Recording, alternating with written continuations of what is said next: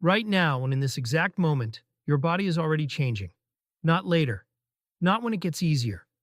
Right now, in the first seconds after your last cigarette or your last vape, your blood chemistry is shifting. The clock is running. And what happens inside you over the next 24 hours is something most people who quit never understand because nobody explains it. We're going to change that today.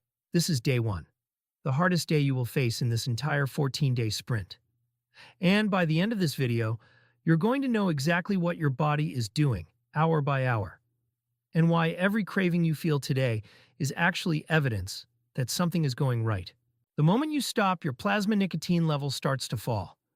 If you are a regular user, that level was sitting somewhere between 15 and 50 nanograms per milliliter, a concentration your brain had come to treat as its new normal. Nicotine has a half-life of approximately 2 hours. That means in just 2 hours, before you've even finished reading the first chapter of whatever you picked up to distract yourself, half the circulating nicotine in your blood is already gone.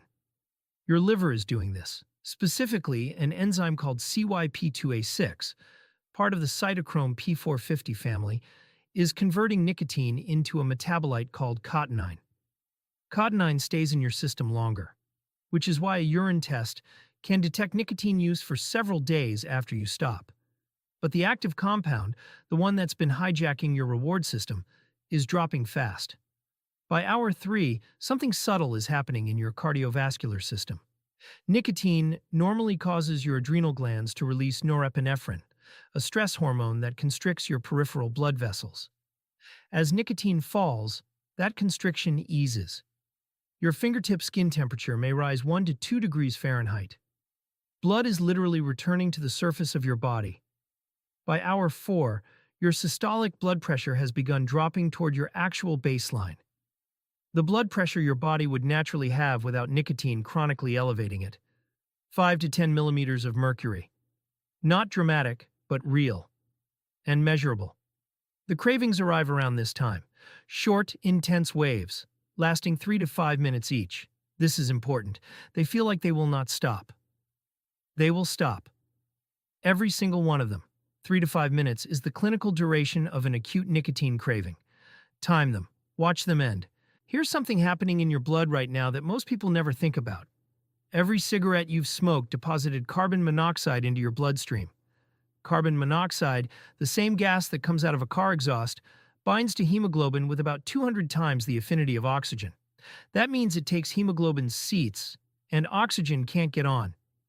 In a regular smoker, 5 to 10% of your hemoglobin is carrying carbon monoxide instead of oxygen. That's not a rounding error.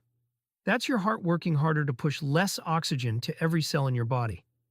The half-life of carboxyhemoglobin is 4 to 6 hours. So at hour 8, your carbon monoxide load has dropped by roughly half. Your blood oxygen saturation is climbing. Your heart is working less hard. If you have a pulse oximeter, it's showing you better numbers in real time. At hour 12, the carbon monoxide is essentially gone. Full hemoglobin capacity restored. Every red blood cell carrying what it's supposed to carry. Your cardiac tissue is better oxygenated than it's been in years. This is not a metaphor. This is clinical, measurable physiology. 12 hours in and your blood is already cleaner. Other things happening in this window. Your resting heart rate has dropped 5 to 10 beats per minute. Your heart is doing less work than it was yesterday.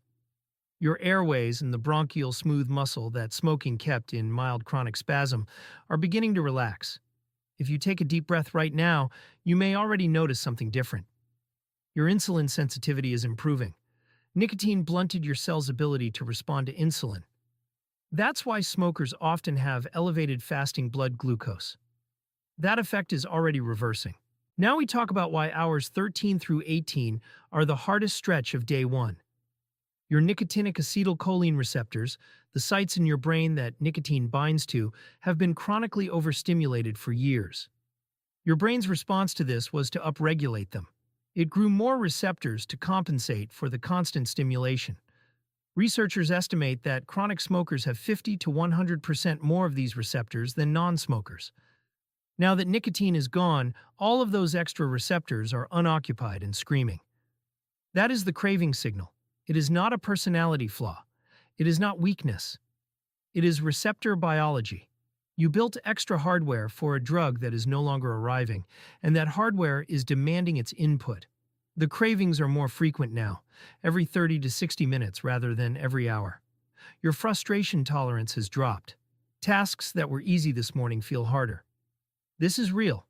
The prefrontal cortex, the part of your brain responsible for impulse control and decision-making, depends on nicotinic receptor input for optimal function. You are running that system at a deficit right now. This is temporary. The receptor density will normalize. It takes days, not weeks. But today, in this window, you are carrying the full weight of that adaptation. What to do right now? Hold an ice cube in your closed fist for 60 seconds. Not because it's pleasant, it isn't. Because a competing sensory signal of sufficient intensity interrupts the craving circuit. You cannot fully experience an acute craving and acute cold simultaneously. The neurology doesn't allow it. At hour 15, your adrenal glands are finally backing down. The chronic low-grade fight or flight state that regular nicotine dosing maintained, the epinephrine and norepinephrine drip, is fading.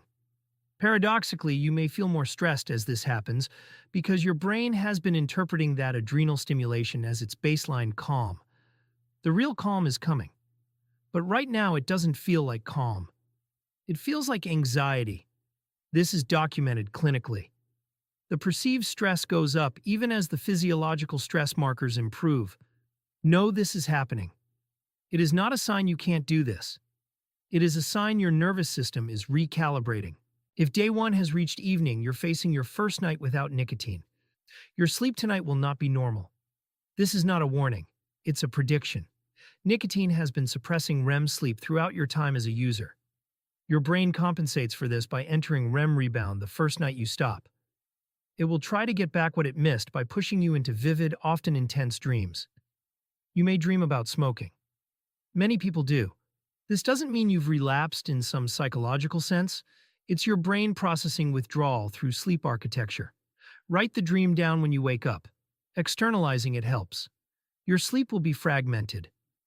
Cholinergic mechanisms in the brainstem that regulate REM onset are dysregulated without nicotine's influence. You'll likely wake more than usual. Your sleep quality score on any tracking device will probably look poor.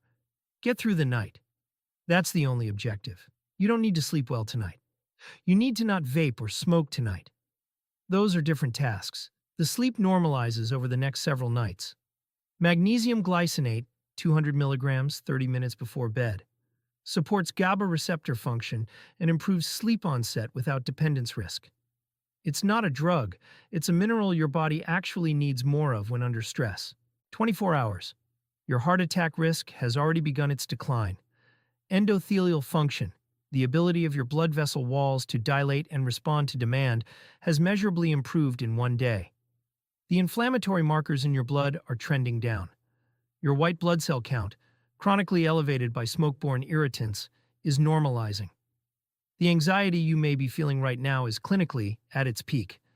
The nicotinic acetylcholine receptors in your mesolimbic pathway are at maximum desaturation. This is the hardest psychological moment of day 1, not because you're failing, but because the pharmacology says it peaks here. Tomorrow, day 2, the receptor upregulation begins its slow reversal. The craving waves start losing intensity, even if they don't yet lose frequency. Your body is not going backward. It cannot. The only direction from here is adaptation. You made it through day 1 of a 14-day clinical sprint.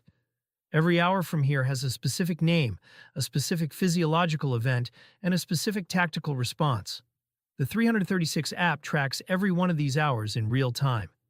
You can see exactly where you are in the detox timeline, what your body is doing at this hour, and what